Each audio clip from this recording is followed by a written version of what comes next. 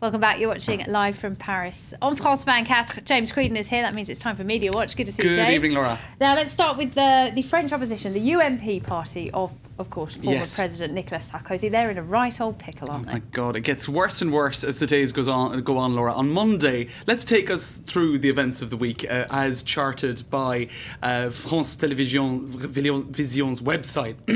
Now, there's Alain Juppé, former Prime Minister. He was called upon to mediate and perhaps to take over as an interim leader in this leadership battle.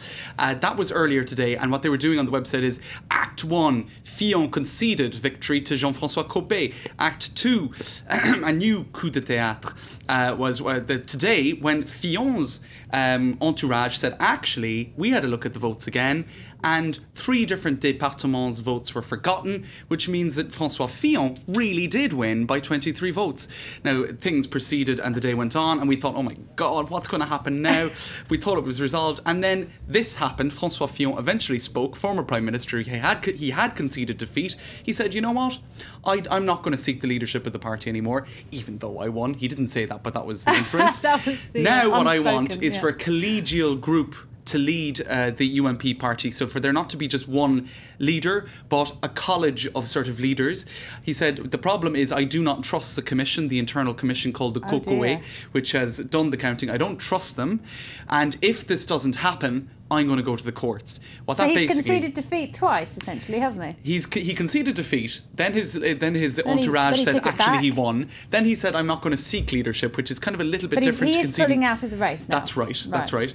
And now he's saying if we don't have a sort of collegial situation in place in which I could take part as a kind of co-leader, then he doesn't want anything to do. Then if that doesn't happen, I'm going to go to the courts. That basically is translated to civil war within the UMP party. This is a massive crisis in the main party of opposition. And just to show you some of the reaction online today, Le Cocoé, this is a fake account for the commission inside the party, saying, oh, we just forgot a few boxes in the corner.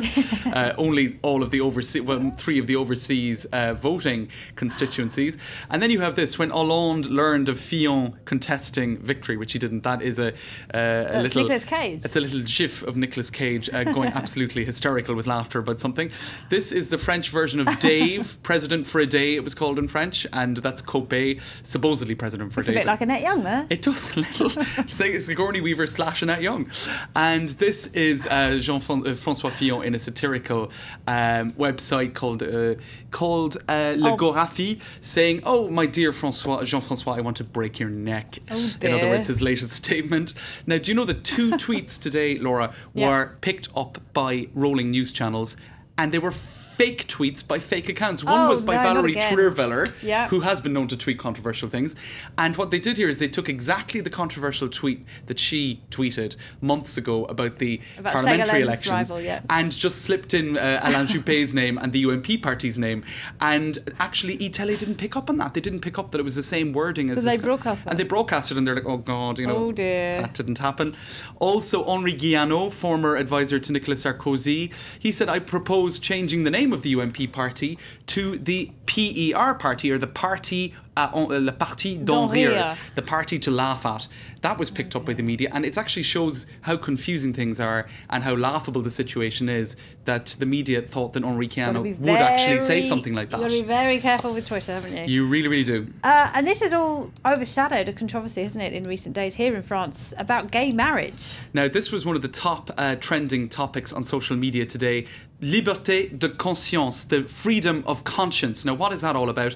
That is a reference to what François Hollande said to the mayors of France yesterday, who, of course, perform marriages in France. And there is this bill for gay marriage coming before the Parliament shortly. He said, I'm going to leave a clause in this bill for freedom of conscience for mayors to actually refuse to perform those marriage ceremonies, and their deputies can perform it instead. It sparked an absolute outrage. He has since said that he's going to take out that particular clause from the law. A lot of people, take a look at this cartoon, Laura, it was in Le Monde today. People are saying it's a way of it's a very uncourageous way for the president to approach gay marriage. It should be a moment of rejoicing for greater equality, and you see him there almost still half in the closet, along with in the closet, squashed in there with someone else. With one of the mayors, and just kind of refusing to tackle this issue in a courageous manner. That's essentially what all of the opinion pieces have said today.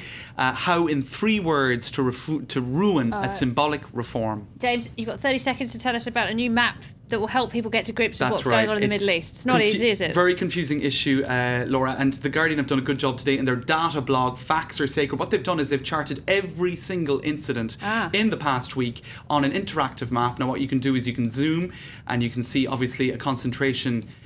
Whoops, it's kind of hard to get it up and running, but basically you can zoom, click on each little one, and it gives you a little information box telling you what happened and where, and it's a good way to get your head around a very difficult issue to understand. Absolutely, and we do have a ceasefire now. Yes, good stuff. After 8 days of fighting. All right, James Queenan with Media Watch. Thank you very much indeed. Well, we're going to take a short break. We're going to leave you with web news, then we'll be back with all the very latest international headlines. Stay tuned. This is France 24.